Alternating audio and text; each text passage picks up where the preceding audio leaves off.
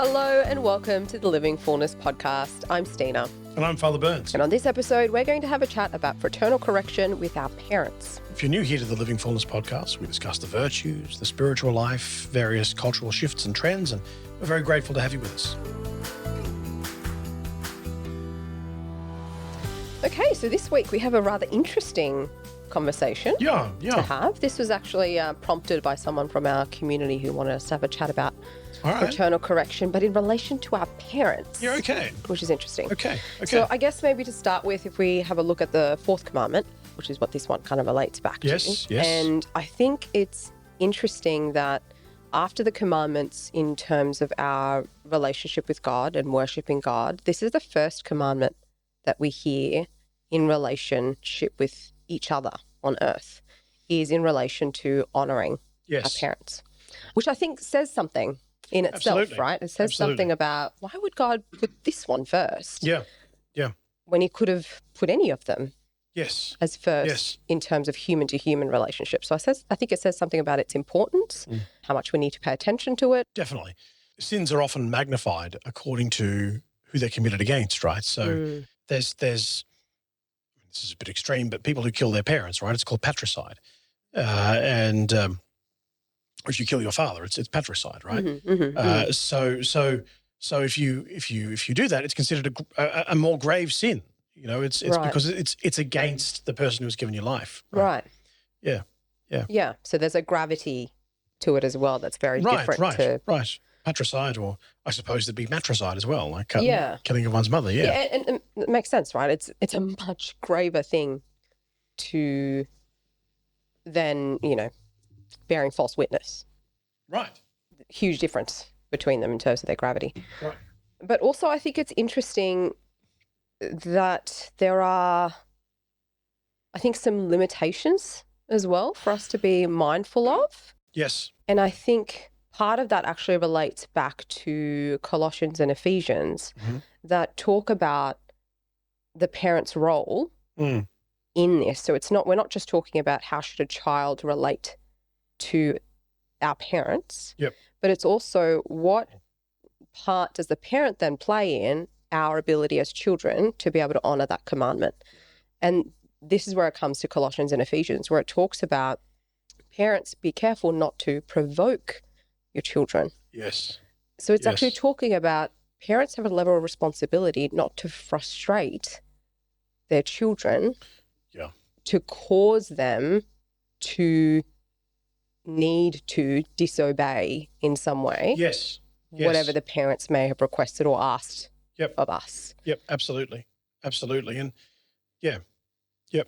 And so I think there are certain things we need to take into consideration first before we can even think about correcting our parents. And that being that, yes, we should.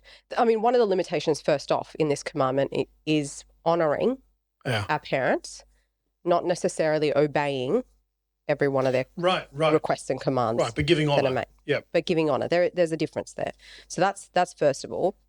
But also that our parents have to be able to act in a way that isn't going to put us as children in a situation where we are conflicted on what to do. So a simple situation might be, I'm thinking of like a parent who might have been speeding, copper pulls them over, and the parent maybe says a white lie to the copper, and the kid's listening to it in the back going, I know that's not true.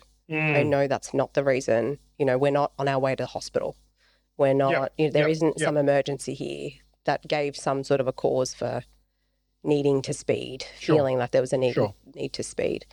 And so sitting in that position then, now the child's sitting with, hang on, what did my parent just do? That isn't in accord with what my parent has always taught me to do, which is not to bear false witness. What just happened? But also perhaps in a little bit more serious situation where a child might actually need to act on the situation might be something that we see quite often in children who receive the sacraments, like who might come to, they might have had their first reconciliation, they've come to their first, Holy Communion, and then they stop showing up. There's a responsibility that the parent has to bring those children to Mass every single week. And when a parent isn't encouraging of that for the child to continue, then it actually puts the child in a situation where they're sitting with, how do I obey the first 3 commandments that God has given? Yes. Yes. But when I also have to obey the 4th commandment, where I am to honour and at certain ages obey the commands of my parent, and my parent is not encouraging me to do what's right, making it. You know, even if I'm tired and I don't want to go and I'm laying in bed and I'm whinging and whining, but this is a commitment that I have made. It puts the child in a situation where they have to make an impossible choice. 100% yes. And it's kind of funny the way that you see this pan out. Like years ago, when my twin nephews, my brother's sons, were making their first Holy Communion. Yeah. I was invited to, I think I was a deacon back then, I think. And, or I might have been a priest. I can't quite recall. But if I was a priest, I wasn't long ordained. Okay. And Father Murphy was the parish priest here. I was invited to give the homily. And so I preached, and Father Murphy said to me, just whatever you say, please tell them the importance about coming to Mass on Sunday. Absolutely no worries. So I said what's become now one of my favourite lines when I do Holy Communions, which is, I know that there are many, many things which vie for your time. You're all very busy people. However, none of those things ever died on a cross for you. So please get your priorities straight. God first. Everything else comes after. And bring your children to Mass. You must bring your children to Mass every Sunday. Well, on this particular occasion, the first time I said those words, I saw this kid whack his father and mouth to him, I told you so. I told you so. Right? And you saw the dad being like, okay. Like you know, it's so... Probably a couple of other principles of correction we can speak about. Yes. But I love it. Yeah. So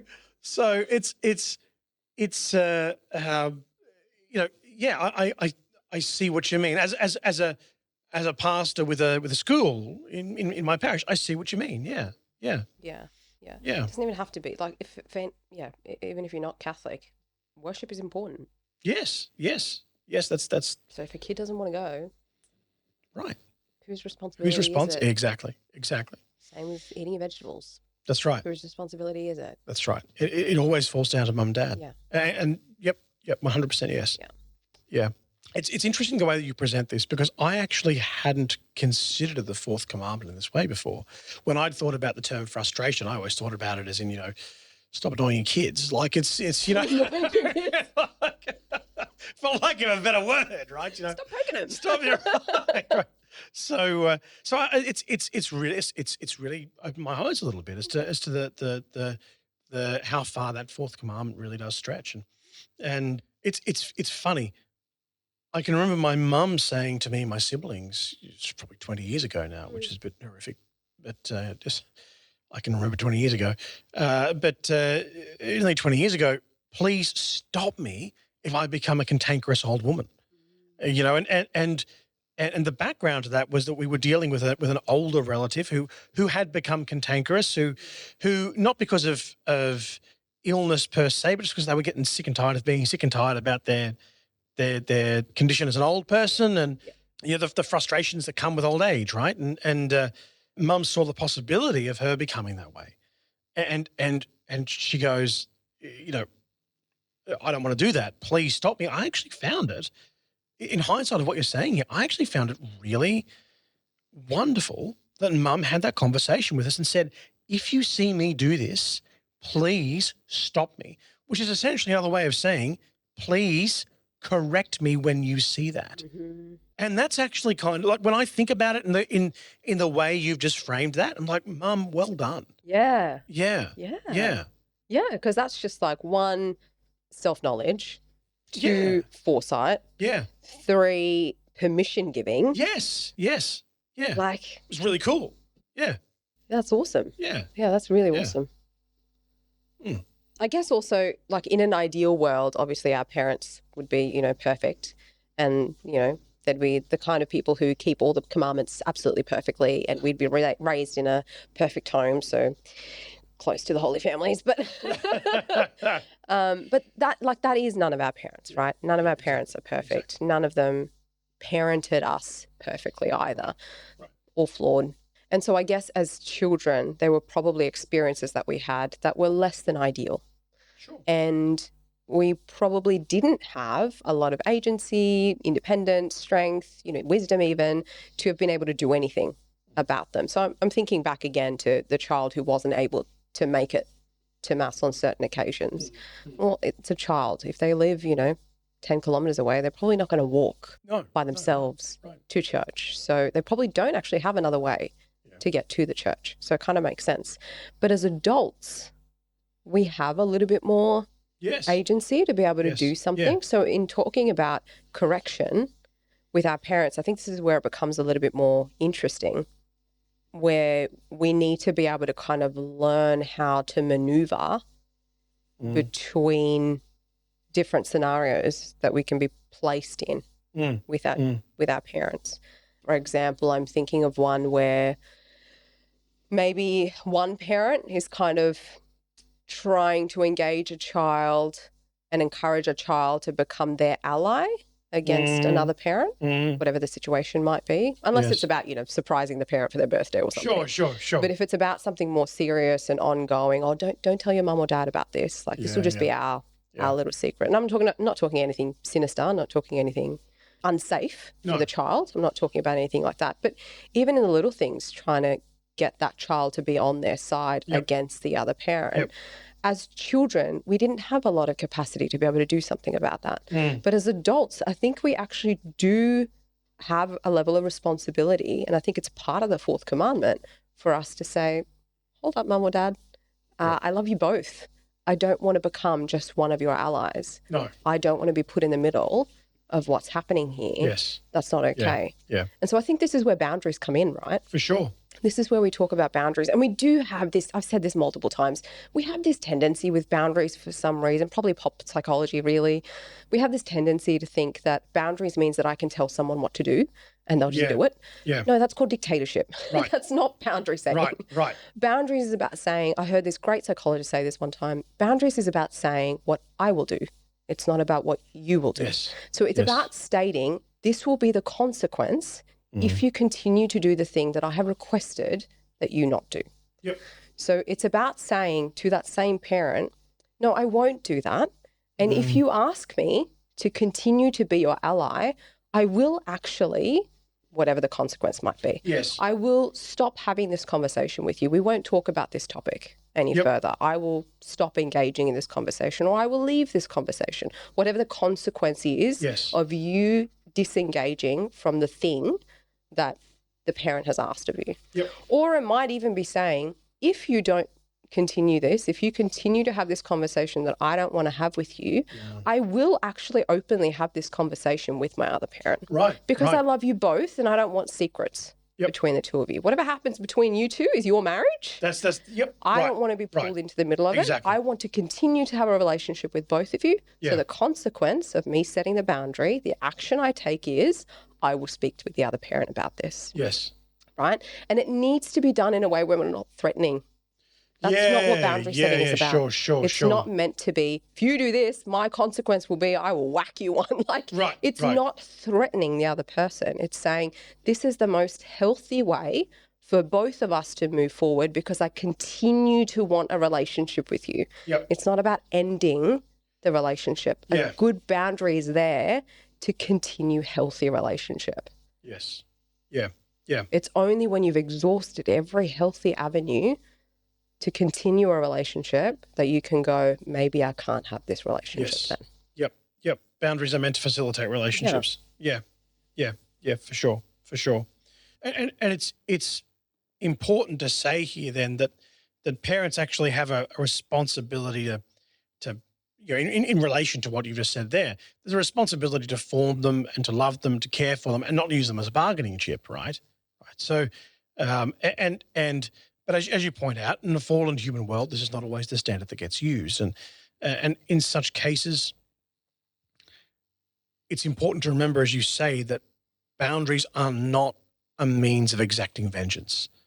They're not a means of sort of getting back at someone. You know, you did this. Well, here's the boundary I set because you did that, and that's about taking vengeance, right?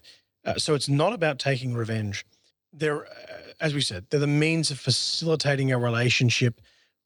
And look, it might get to the point where you can't have that relationship. That there might come that point, but it can simultaneously, even in the circumstance where it reaches that, there is still a relationship that is present insofar as I think a child is even still bound in respect for his parents or her parents to pray for the conversion of their parents. Oh, of course. You know, and yes, it might be the case of, you know what, we've exhausted all possible boundary setting, and you've shown me continually that you're not going to respect those boundaries. And okay, this is now what needs to happen. But I still need to love you. I still need to love you. I still need to pray for you. I still need to desire your conversion. And so, in this way, boundaries open up the possibility for forgiveness and change as well. And whether or not that relationship is restored, it opens up the possibility for that forgiveness. And I can always remember Mum saying to us, you know, or saying to me as a child, you don't have to like Joshua. You don't have to hang out with Joshua. You don't have to play sport with Joshua, but you do have to love Joshua. I'm sorry if there were Joshuas who are listening to us. It's not against you, I promise. But you know, like there's you do have to love him, right? And I think there's something similar here. Is that okay? You don't have to like what someone's doing. You don't even necessarily have to like the company of that particular person, but you do have to love them. You do have to desire their good.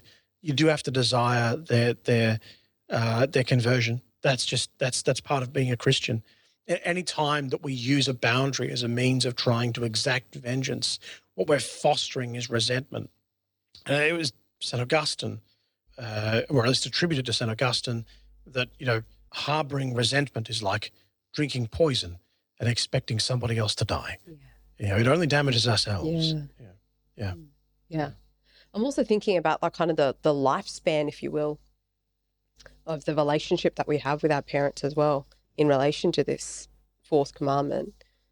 Like we actually do actually honor our parents. We're expected to honor our parents throughout the entire lifespan, right? Yeah. But to start with, that honor actually looks like obedience. Yes. It looks like doing what is asked of us. Yeah. But at some point, that kind of ceases to be the case. We get to a kind of point of adulthood and maturity, and we kind of see, well, actually, I don't need to obey everything that my parents say. I do still need to honor them. I still need to respect them. Yes. But that honor and respect doesn't mean I do whatever they ask of me. No, right. And it actually changes from doing what they tell you to asking of you. It becomes a request. It's not something that they get to, even if their tone and their way they choose their language is about telling, it's actually not something that we have to take on as a telling. No, we can look at it as a request. But then at a certain point, we also kind of can, if we continue to have a good relationship with them, we actually can get to a place where we become their carer. Yes. Where once they were our caregivers, now we're in a space where we could be caring for them. Yeah. And so then it also becomes, well, what does this relationship of honor to my parents look like when it almost can sometimes feel like the roles are reversed? Yes. And I guess that's also a place we need to be cautious, because we do need to care for them. And most of the time it'll be physically. Sometimes also maybe emotionally as well. Yeah. We need to be careful that however that caregiving role looks like, that we not forget that they are still our parent. That's right. And we are still their child. Right. Yeah. We are not a hired carer there to do whatever is required for their physical needs or their, emotional needs as such. So there is still a relationship to uphold. And I think that can also be a tension point Sure. for us as well. Sure. And that's not saying that you can't do those physical things. You know, that's you Of course. do those Yeah, yeah, physical yeah, of things, course. but it's just having that awareness that you treat them with the dignity of being a parent. Yeah. You know, and it's so important. And actually, interestingly, as well as the care taken physically, that we still have that relationship of father son, mother daughter, daughter father, all of that, right? That sort of goes doubly so when we're offering some correction to our parents as well, where if we're setting a boundary, or if we're saying, look, I don't think this is okay, I don't think it's good, that we still have that respect for them in regards, yeah, look, this isn't me rousing on you. Yeah. You know, this isn't the inversion of me treating you like a child. Mm. You know, and this is me loving you and respecting the fact that you are my parent, and I want to facilitate you having that relationship with me still. So here's what I think about what's happening here, you know, and so I think always having that in mind, that, you know, yes, they're our parents and we have to respect that. In regards to the physical stuff, I can remember my grandfather, as he started to ail, my mum and dad took him in and looked after him. And it's so funny to watch how my dad and my grandfather, they detested each other for most of their lives. They It certainly sounded like it. they did not like each other for most of their lives. But there must have been some mutual respect there, because towards the end of Pop's life, the only person that he would let push him in the wheelchair, the only person that he would let clean him up after messes, was Dad. You know, and it was sort of, you know, no, Ray, you come and do this, and there was a real love and respect that had formed then between Dad and Pop as not just as people who used to be co-workers, but now as father-in-law and son-in-law, and you saw a level of real reverence that came from Dad to Pop on the basis that you're my father-in-law, you know, and now that my father is in a stage where he's in a very similar space, I watched the same reverence coming from my older siblings, and it's really beautiful to see. Yeah, yeah. I guess I'm thinking also about like what elements are required, if you will, or what makes it so important for that correction to happen with our parents. You know, I guess the first question is, do we, in terms of charity, in terms of love, do we owe correction to our parents? And how does that look in terms of honor, in terms of continuing to honor our parents? Do they actually sit in conflict between correction of our parent and honoring our parent? Because it's not the same as any other relationship that we have with another brother or sister in Christ. Like sibling relationships, correct the life out of them. It's different. It's different, right? There's very little hesitation in that relationship. And the same goes for, you know, other, not siblings, but for other relationships that we have. It can be easier. Yes. Less hesitation. But when it's with our parents and we're asked to, we've started by obeying them, then we're in a place of honoring them. Now we're offering them correction. Okay, how do we do that? Do we do that? It's how really do we do hard, that? isn't it? It's really hard, because the correction, the nature of the correction will often depend on any number of things. You know, it'll depend on the nature of the offence. For instance, you know, if mum or dad is going after, you know, is being rude to my wife. I don't have a wife. Example. What, isn't the church your wife? Boom. So, yeah. Okay, I'll just pretend you didn't offend the entire church.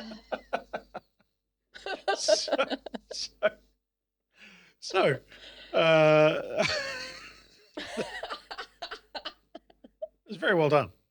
But if a mother of a husband offends his wife, that husband is going to be fairly staunch, I think, in terms of his correction.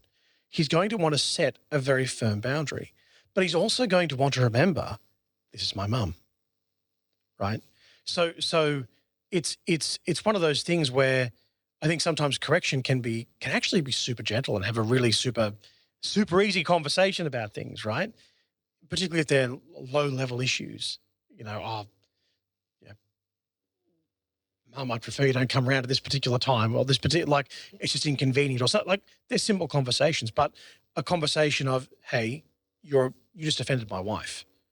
This is my wife, right? She comes first, right? So sorry, Mum, but you can't say that, all right? I love you. You are my mother. I want a relationship with you, and I want you to keep giving me your parental love, giving me your advice, and I value all of that. But this is a boundary, and so to have that ability to love your parents, respect them, want that ongoing relationship where you can benefit from the wisdom they have to offer, but also to be able to say, hey, no, this doesn't happen. Yeah. And I guess in the hashing out of things that we did before recording, you also pointed out that because part of the disagreement that we were having was because I think we were looking at the situation from two different perspectives as well. Yes. In terms of how we might approach our parent. Yeah. Because I was certainly sitting in a space of, that seems really, like seems really harsh, like the way in any kind of, we were just kind of working with any kind of example. But in any kind of, example like that, I wouldn't go directly like that to my dad and, be so abrupt and. Yep. Yeah. So, I mean, maybe you could speak to that part of it, because that was your thinking. I think part of it also is men and women are different. Yeah. And men and women will do things differently. Like, if I'm speaking to my mother, I am going to be super gentle because she is my mother. Like, that's just how it is. If I'm speaking to my father, I am probably going to be more direct. If for no other reason that's just how he taught me to be, was to be direct, right? So if I have an issue, I'm going to be direct with him and say, this is the issue that I have. This is, not to disrespect him. Yep. Not to disrespect him, but just to have that clarity of, this is the issue. What are we going to do about this? Whereas if I'm with Mum, I'm probably going to sit down and be a little bit more gentle and say, hey, Mum, this happened, this happened, this happened. This isn't okay. We need to set a boundary here, and to being more aware of her feelings. Whereas I think without setting a blanket rule and without saying that men don't have feelings, because we do, it's sort of, I think men prefer a bit more of a direct approach. Yeah. Like, just say it.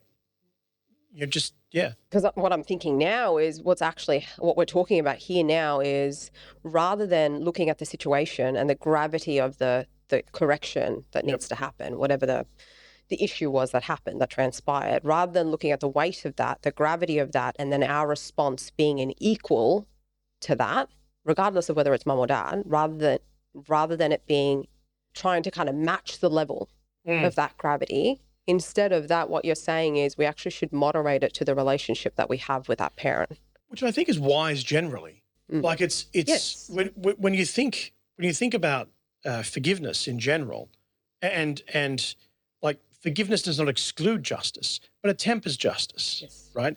So we ought not seek to take direct proportionality. We should actually try and be merciful in our interactions without excluding justice. So boundaries need to be put in place, right?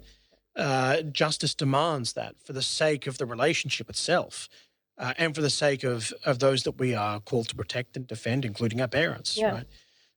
So I think justice does play a part here, But to look for direct proportionality, I think, is contrary to Christian sentiment. Yes, absolutely. Regardless of what that relationship is that we have with them, I think it should be tempered to be what is appropriate and needed for that relationship, regardless male and female, whatever your relationship may be. Yes.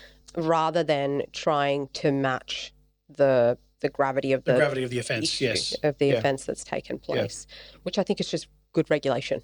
Yes, absolutely. It's just absolutely, healthy regulation of yourself, like emotional regulation of yourself to be able to handle that conversation, which then coming back to the original question of that awkwardness or that hesitation that we might have, it really shouldn't be a point of hesitation if we have a relationship with the person that we're intending to have this conversation with. If we can have a level of trust in that relationship, it shouldn't matter what the issue is that we need to bring to their attention. Because yes, they are owed.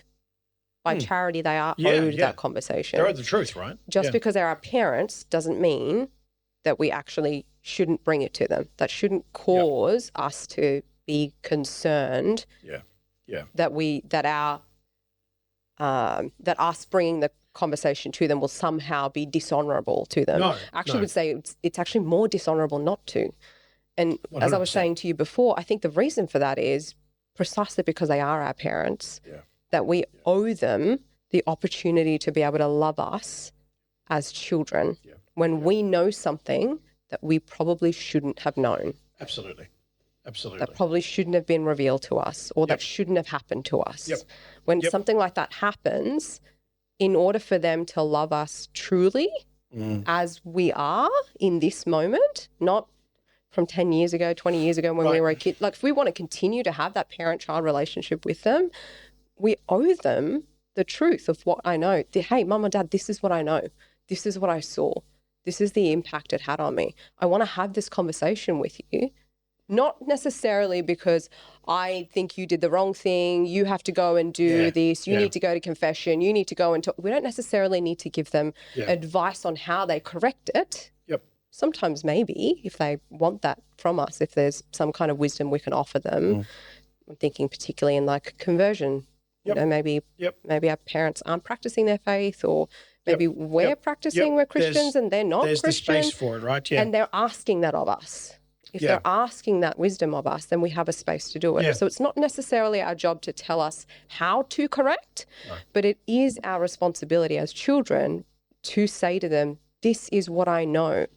I want you to be able to continue to love me as your child with what I know, not in this pretend space. Not in this, I'm going to close my eyes and pretend I didn't see that or hear that. Because that's not real relationship. And because we're not children anymore. We're not, we no longer, don't have that agency that we perhaps, didn't have back in that first example of sitting in the back of the car with the white lie with a police officer. We're not that child anymore. No. We can have those conversations. We can have those with big our conversations. adult. Yeah, exactly. Yeah. Fantastic. Yeah. So there you go. There's kind of like an episode on fraternal correction. Is it called fraternal corrections when it's with our parents? I suppose you could call it fraternal correction insofar as even our parents are our brothers and sisters in Christ, but you could also call it like, it's just correction with our parents, isn't it? Paternal and maternal correction. I don't know. Parental correction. But I think the end point for me is always we just have to remember that we're their children. Yes. And not to try and become their parent. No. But to consistently give them opportunities to continue to be our loving parents. Yeah, definitely. No matter the stage of life. Praise God. Wonderful. Yeah. So thank you so much to the community member who offered us this particular suggestion for this episode. Yes. We love a good challenge. So yes, that was great. If you've got suggestions, you know where we are. You know how to get in touch with us. Yeah. Send us messages on social media or send us an email or see us in person. Let us know. We love a good challenge. Do it. Yeah. So before we end this episode, two things before we get to truth, beauty and goodness, which is the second thing. The first thing is we have a book study coming up. Book study. Next week, we will be starting a 3-part book study on uniformity with the will of God. Thank you. I just had to. Because I'd forgotten the name of it too. I had to get the wording right. It's Uniformity with the Will of God by St. Alphonsus de Liguori. Wonderful. It's a small treatise. Small treatise, but jam-packed. Yep. So get that, read it. You'll get it done in like a day. It's not very long, great.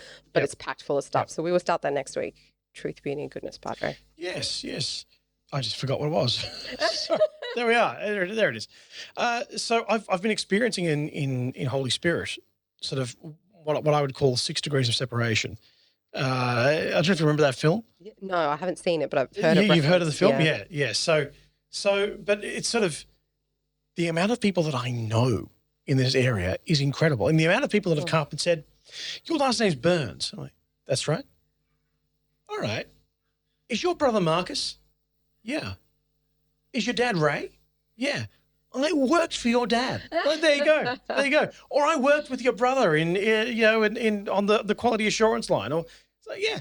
It's the amount of people that you know, right? It's incredible. Yeah. Or I'll go and visit someone in a home, and they'll go. They won't even call me Father Burns. I'll just go, hello, Sean, how are you? And some dotty old woman, and you're like, hi. And you're like, okay, clearly I know this person. I have no idea how. And so you're trying to figure it out, and they're like, oh, I knew you when you were just knee-high to a grasshopper. And you're like, oh, okay. Thanks, Margaret. It's really, really nice. Just how many people I know. It's incredible. But That's so sweet. It is really sweet. How about yourself? For me, it's a book. It is called 33 Days to Eucharistic Glory, and the author I cannot remember. May have been a compilation. I'll put it in the show notes. Sure. 33 days of very short, like reflections, meditations, one virtue to practice each day. Such a good read. It was such Fantastic. an easy read is what I've been telling everyone. It's a light read is what I've been telling everyone who's asked. I'm used to picking up like 33 days, 40 days, 30-day books, and they're quite heavy in terms of the understanding it's trying to convey or the or the actual depth of the thing it's trying to convey. Quite a bit of density. So and so I find that with those, then they can't be the book I pick up first thing whilst I'm still laying in bed because I'm like, whoa, what did I just read? Hang on, what did I just read? Like I just can't do it. Whereas with this one, I could sit there and read it and go, cool, I'm set for the day. Like I know exactly what I'm going to focus on and doing today. This is the thing I'm going to practice today. That's fantastic. So really, really light read. Highly recommend if you want to, fall in love with Jesus all over again. Who doesn't want that, right? Yeah, highly recommend. Okay. So thanks so much for joining us for this week's episode. We will catch you again next week. But until then, love and prayers. God bless.